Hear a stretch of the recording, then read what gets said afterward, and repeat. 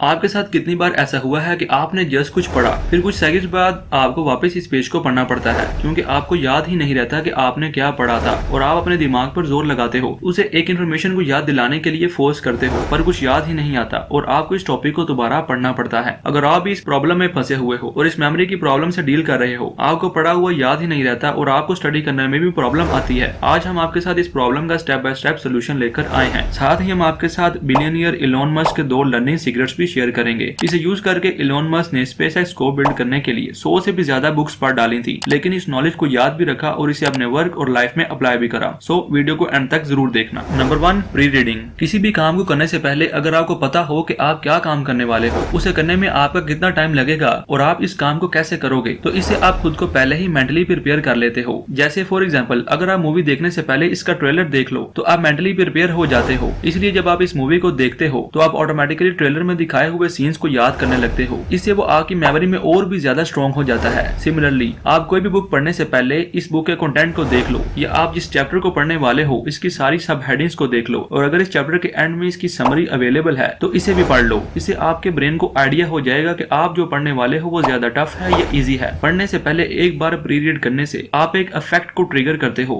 जिसे प्राइमरिंग your brain कहा जाता है। एक बार प्री रीड करने से, ये समरी को पढ़ लेने से जब आप इस चैप्टर को पढ़ने जाते हो तो आपका ब्रेन ऑटोमेटिकली इन चीजों को स्टोर करने लगता है। प्राइमिंग योर ब्रेन का सबसे बेस्ट एग्जांपल है, आप जरा कुछ देर के लिए अपनी आंखें बंद करो और एक कलर के बारे में सोचो। कुछ देर तक इस कलर को इमेजिन करो, फिर जब आप अपनी आंखों को खोलोगे अब हर जगह इसी कलर को नोटिस करने लगोगे अगर वो कलर आपके आसपास है तो। ये कुछ ऐसा है जैसे रेड कलर की कार को इमेजिन करना। इसके बाद जितनी भी रेड कलर की कार्स हमारे आसपास से गुजरेंगी हमारा ध्यान बार बार उनकी तरफ जाएगा। इसी तरह जब आप प्री रीड करते हो तो आप वर्ड्स और कंसेप्ट के लिए अपने ब्रेन को प्राइम करते हो। Number 2, highlighting. हाईलाइटिंग आपके लिए बहुत काम की साबित हो सकती है, बट अगर आप इसे सही तरीके से यूज करो तो। लेकिन बहुत सारे लोग यहाँ बहुत बड़ी मिस्टेक करते हैं, वो पढ़ते टाइम सब कुछ हाईलाइट करने लगते हैं। ऐसा वो जान के नहीं कर रहे होते। जैसे जैसे वो पढ़ते जाते हैं उनके ब्रेन को नई इन्फॉर्मेशन मिलती जाती है। हाईलाइट करने का सबसे बेस्ट तरीका यह है कि आप इसे मार्क करने से पहले एक बार अच्छे से पढ़ लें, इसे समझ लें, इसके बाद ये डिसाइड करें कि ये इंपॉर्टेंट है या नहीं। और ये बहुत ही सिंपल साइकोलॉजी है। अगर आप एक पेज को देखो और उसे बहुत ज्यादा हाईलाइट कर लो तो यहाँ आप अपने ब्रेन को ये सिखा रहे हो कि ये हाईलाइट करा हुआ पार्ट इंपॉर्टेंट है, इसे याद रखना है। पर वहीं आप पूरे पेज को ही हाईलाइट कर देते हो, इससे आपका ब्रेन एग्जॉस्ट हो जाएगा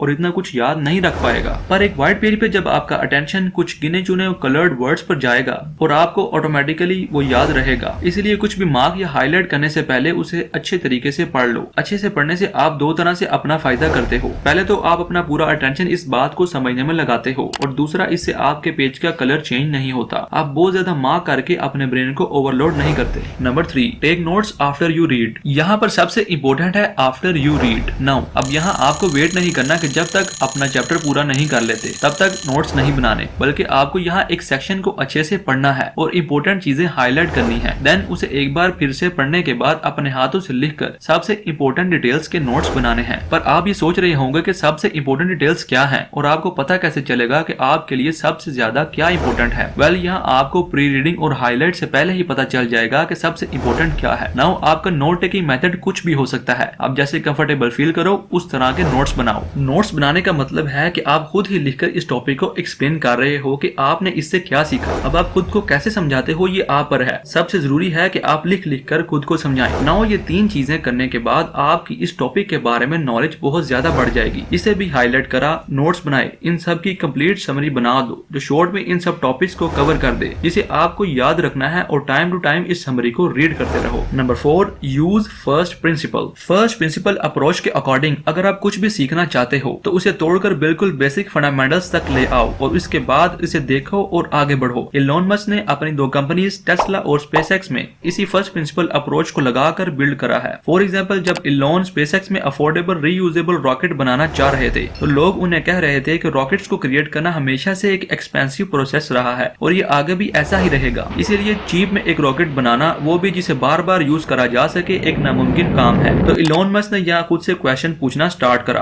कि रॉकेट्स महंगे क्यों हैं? क्योंकि इसमें पार्ट्स जो लगते हैं वो एक्सपेंसिव हैं। साथ ही इन रॉकेट्स का साइज बहुत बड़ा होता है। तो उन्होंने सोचा कि अगर वो खुद रॉकेट्स बनाना चाहें जो साइज में छोटा भी हो, इन्हें किन मटेरियल्स की जरूरत पड़ेगी, ये सारे मटेरियल्स कहाँ से मिलते हैं, इनमें सबसे चीप कौन सा है। ऐसा करते करते इलॉन अपनी सारी प्रॉब्लम्स को तोड़ते जाते हैं जब तक वो एक ऐसी सिंपल प्रॉब्लम नहीं बन जाती जिसका सोल्यूशन निकालना बहुत आसान है। इसे आप भी अपने लर्निंग मेथड में यूज कर सकते हो। Number 5, connect what you learn. Elon Musk कहते हैं you can't remember what you can't connect. इसी रीजन की वजह से इलोन मस्क इतने अलग अलग सेक्टर्स में काम कर पा रहे हैं। उसका सिंपल मतलब है आप जो कुछ भी पढ़ते हो इसे किसी न किसी चीज से कनेक्ट करना बहुत जरूरी है, वरना वो आपको कभी याद नहीं रहेगा। फॉर एग्जाम्पल, जब इलोन अपनी किसी कंपनी में कुछ नया करते हैं, किसी प्रॉब्लम को सोल्व करते हैं, तो वो इस कंसेप्ट को बाकी की कंपनी से कनेक्ट करके वहाँ की भी सिमिलर प्रॉब्लम्स को सोल्व कर पाते हैं। और ये एक बहुत ही पावरफुल टेक्निक है। जब भी आप कुछ नया पढ़ रहे हो तो खुद से ये सवाल पूछो कि अब तक आपने जो कुछ पढ़ा है ये इससे कैसे कनेक्ट हो रहा है। फॉर एग्जाम्पल, आपको फिजिक्स की किसी प्रॉब्लम को सोल्व करने में बहुत प्रॉब्लम हो रही है, तो वहाँ ये देखो कि वहाँ आप मैथ्स कैसे यूज कर सकते हो, या फिजिक्स का पुराना चैप्टर जो आपने पढ़ा है वो इससे कैसे कनेक्टेड है। आपने नोटिस करा होगा कि जब आप मैथ्स के फॉर्मूलाज को याद करने की कोशिश करते हो तो वो आपको आसानी से याद नहीं होते, पर जब आप इन्हीं फॉर्मूलाज को मैथ्स की प्रॉब्लम्स में बार बार यूज करते रहते हो तो वो आपको अपने आप ही याद हो जाता है। इसलिए जो पढ़ते हो इसे किसी न किसी चीज से कनेक्ट करो, जिसके बाद आप कभी भी कुछ नहीं भूलोगे। दोस्तों, ये वीडियो यहाँ खत्म होती है। अगर आपको वीडियो पसंद आई तो वीडियो को लाइक और चैनल को सब्सक्राइब करके हमें सपोर्ट करो। Thank you for watching.